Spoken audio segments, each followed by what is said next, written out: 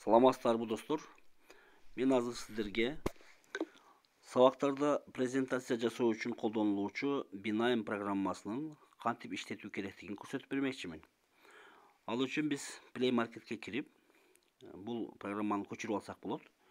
Ал эми менде бул программа бар болгондугу үчүн мен дароо эле ушул жерде баштай берем. Мына Binaim деген программа. Басып ачабыз. Бизге ушундай болуп ачылат. Эми бул жерде биринчи биз аткара турган ишибиз эң астында оң жактагы плюс баскычын басабыз жана жаңы презентацияны жасоону баштайбыз. Биринчи бул жерде Name your movie деген жазуу турат, ошону басабыз. Басып туруп бул жерге биз өзүбүздүн презентациябыздын атын жазып койсок болот. Бул жерге мисалга мен жөн эле Кыргызстан деп жазып коеюн. Демек биздин презентациянын аты каталыш Кыргызстан. Эми экинчисинде биз анын форматын тандап алабыз. Мен YouTube 720 деген өлчөмдү тандап коеюн. Жана Create Movie деген баскычты басабыз. Демек бизге презентациянын баракчасы ачылды. Ушул ортодогу актай баракча биз жасоочу баракча болуп саналат. Бул баракчанын актай же башка түстө боелушун да өзгөртсөк болот. Азыр бир четтен аны үйрөнөбүз. Мына сол тарапта көрүнүп турган панель, бул инструменттер панели. Бир четтен муну мен сиздерге тааныштырып кетейин. Мына эң жогору жагындагы көздүн сүрөтү бар белги бул. Ушул панелди жоготуп кайра пайда кылуучу баскыч болуп саналат. Экинчи дискеттин сүрөтү турат. Бул ушул жасап аткан ишибизди сактоо. Бизден сурайт Save as project деп. Бул проектти сактайбы же жокпу деп. Биз No же Yes деп коебуз да. Эми үчүнчүсү, бул жерде смайликтин сүрөтү турат. Бул ушул жасап жаткан презентациябызга сүрөт кошуу үчүнчүсү. Муну басып туруп, мисалы биз басып туруп, басса ушундай сүрөттөр чыгат. Мына биринчиси бул Drawings деген бул колдо тартылган сүрөттөр, мына. Түссүз колдо тартылган сүрөттөр. Андан кийин мунда түрлөрү бар, мына фигуралар. Үчүнчүсү мындай кыймылга келген түстүү сүрөттөр. Биздин өзүбүздүн жасап аткан презентациябызга ылайыктуулары болсо, ушулардан койсок болот. Андан кийин мына аба ырайынын белгилери, күн, жамгыр, мындай эмоциялар, смайликтер, андан кийин адамдардын ар кандай иш аракети көрүнгөн. Эми бул жерден биз сүрөт коюу үчүн булардын бирөөсүн тандайбыз. Мисалы, мына самолетту тандасак, бизге түшөт. Эми самолет түшкөндөн кийин анын жайгашкан ордуну биз ушул сүрөттүн үстүнө эле колубузду коюп жылдыра беребиз. Бир четке чыгарып койсок болот. Эми мунун өлчөмүнү чоңойтуу, кичинертүү үчүн эң жогоруда настройка баскычын басып, бул жерден size деген бар. Size мына 4-үнчүсү. Бул size'ди биз кичине кылып же чоңойтуп алсак болот, мындай чоң кылып.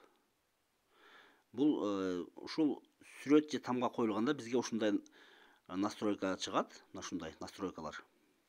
Мында delay, duration, pause, size, elevation деген сөздөрү бар. Бул программа англис тилинде болгондугу үчүн бир аз кыйынчылык жаратышы мүмкүн. Мына size деген бул өлчөмү. Ал эми пауза деген. Эгерде биз паузага койсок, мына канча секундага, бир 5 секундка же 4 секундка паузага койсок, ошол жерге барып, бул сүрөт токтоп турат, ушул жерде кыймылдабай. Эми duration деген бул канча секунданын ичинде тартылып бүтөт. Азыр 3 секундда деп турат. Бул билесиздер, бул программа калемче менен тартылат. Мына мен азыр көрсөтөйүн, мына калемче менен. Азыр бул сүрөт мына 3 секунданын ичинде тартылып бүттү. Эгерде ушул duration дегенди биз секундасын эгерде 6 секундага койсок, бул акырындык менен тартылат 6 секунда ичинде. Мына ушундай болуп. Ал эми биринчи delay дегени бул азыр 0 секундада турат. 0 секунда деген бул ушул презентациянын башталышынан эле башталып, ушул самолеттин сүрөтү чыгат дегени. Эгерде биз бул delay дегенди жылдырып койсок, бияка 6 секунда же 3 секундага жылдырып кое турган болсок, бұл презентация башталғаннан кейін башталады, 3 секундадан кейін ғана бұл самолет шыға баштайды. Мына қарап тұрыңыздар, мына 1, 2, 3 емі шыға баштады. Ушыға жараша өзгертіп қоя бересіздер. Емі кейінгісі 4-ші басқыш бұл инструменттер панелінде Т деген, Т, бұл текст. Бұл жерге мен емі самолетқа қарата, самолет деп жазып қойын. Самолет, Бишкек, Ош деп қойын. Жана бұл жерде жазып біткеннен кейін insert басқышын басабыз. Біздің текст бұл жерге түшті. Тексті да біз жылдырабыз, мындай қарап, нары бері жылдырсақ болады, мына жоғары қол мененле. Ал эми настройкаға кирип, муну баягыдай канча секундада тартылып бүтөт, мына дуратиону жылдырып, мисалы. Жылдырып туруп, мына. Азыр 3 секундага койдук. Delay деп башталышын 0-га койдук. Өлчөмүнү да чоңойтсок болот. Өлчөмүн. Жана бул тамганын өзүнүн өлчөмүн бул жерден чоңойтабыз, мына.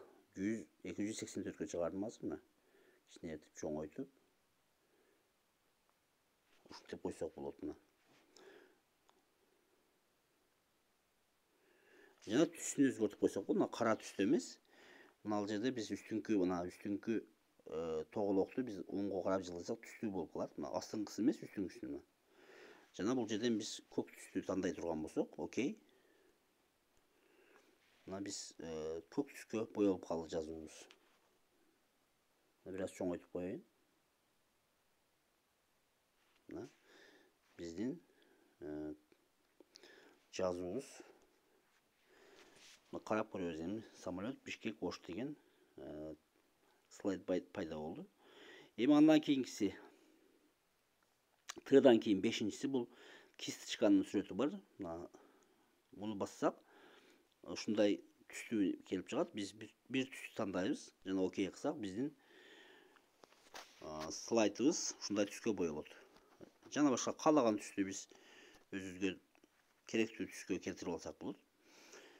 Эми андан кийинкиси нотанын сүрөтү турат. Бул жерде биз буга мына жерден үн кошсок болот, мына оң жагыдагыз. Ал эми бул жерден биз өзүбүздүн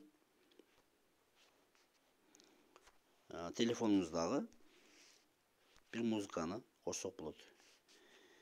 Мисалы, мына ал музыканы кошуп койсок, окей. Эми угабыз.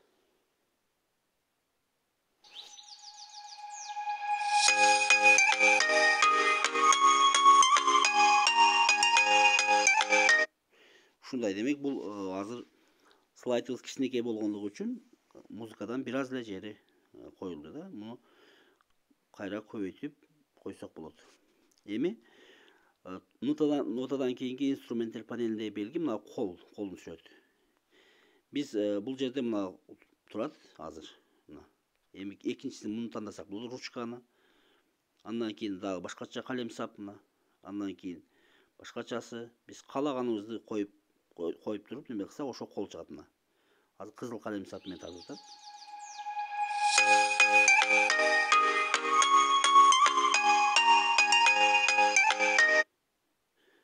Эми дагы ушундай башкаларын дагы кое беребиз. Калемдин өзүн койсок да болот. Мына ушундай кылып.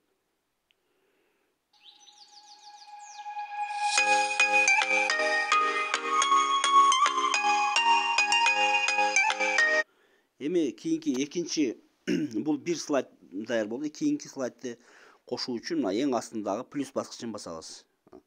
Плюс баскычын бассак, бизге жаңы актай слайд пайда болду. Баягыдай эле жол менен мына сүрөт кошобуз. Азыр рекламасын чыгып коеюн. Баягыдай эле жолдор менен сүрөттөрдү кошуп алабыз. Мисалы, мына сүрөттү кошуп коюшубуз мүмкүн. Мында настройка менен чоңойтуп алышыбыз мүмкүн. Чоңойтуп.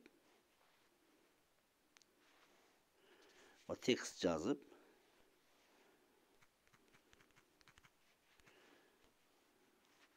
Текстти дагы чоңойтуп бир аз койсок болот. Эми 2 слайд биздин презентациябызга 2 слайд.